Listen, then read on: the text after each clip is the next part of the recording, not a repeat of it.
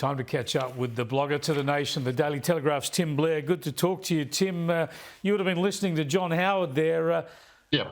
What a fantastic communicator is. He knows what he believes and he communicates it clearly. And when it comes to this Andrew Thorburn case, he also reads, I think, where most clear-thinking, good-thinking, mainstream people would be, right?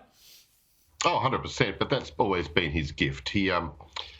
It's tremendous for a politician to be able to speak with the confidence of knowing that he's addressing the majority of the audience, and know that they're not just with him with what he's saying, but they've been parallel the entire way. He was marvellous at that as Prime Minister, and the thing that's so often said about John Howard is even if you didn't like him, you knew exactly where you stood. Absolutely.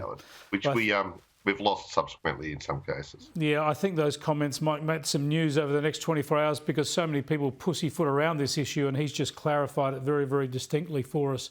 I want to go to the current batch of politicians. We're used to seeing Chris Bowen, the energy and mainly climate change minister. He likes to drive around in his little Tesla. But now the MPs have been given more choices. There are now 6 electric cars that our MPs can get as part of their salary package. The cars are a Nissan Leaf, a Kia Niro, an MG ZS. There's a bunch of them. You'll know them more than me, being a petrol head.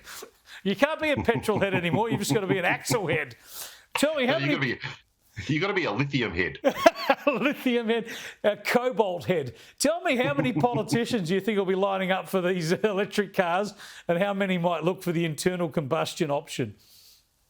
I don't think you'll get any in any rural electorates going for the electric option. Also, I don't think you'll get many going for the lesser electric options, the Nissan Leaf and so on, the sort of the tail end vehicles. Oh, there he goes. Look at Chris Bowen showing. I think it's a clip from Bathurst last weekend. Where do they get off on calling it the Nissan Leaf? Should it be the Nissan Glass or Nissan Steel or Nissan Cobalt? Or Nissan Nigerian slave labour child. That would be a good one. That would tell you what's going on. They're as I say, a lot of them will go for the high end ones, the Teslas and so on, which I notice Chris has already done.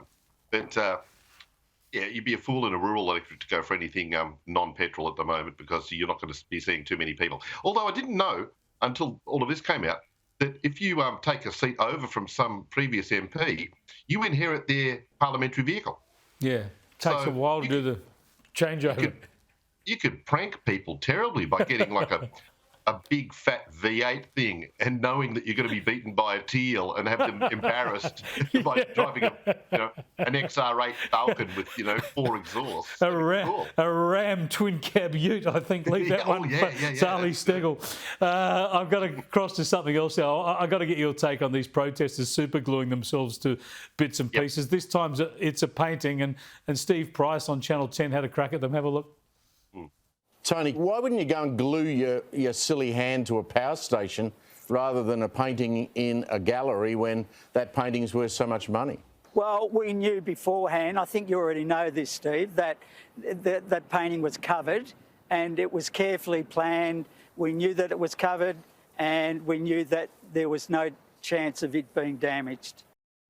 Now, presumably, Tim, this was some sort of organic super glue manufactured by the crushing of leaves from the said Nigerian forest. I mean, why don't these people go glue themselves to something like a transmission tower? And why don't we just leave them there anyway? Why do we always have to, detach them? Yeah, do leave them there. Make them, incorporate them into the art. Make them a living three-dimensional art fixture. A lot of people might argue, Philistines, I suppose, that a few glued idiots is more enchanting than Picasso's finest work, whatever the hell that work might be. But I just love how random it is. There must be a wheel somewhere that they spin. So it's like, oh, there's flooding in Indonesia. Let's glue our hands to a Picasso. Or there's bushfires in northern New South Wales.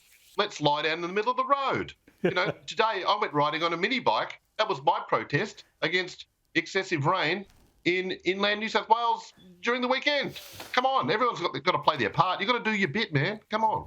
Great to talk to you, Tim. Love reading your stuff in the Daily Telegraph. He's just given me a great idea for my next installation at Dark Mofo next year. Naked greenies stuck to a painting coming to the Tasmania next year.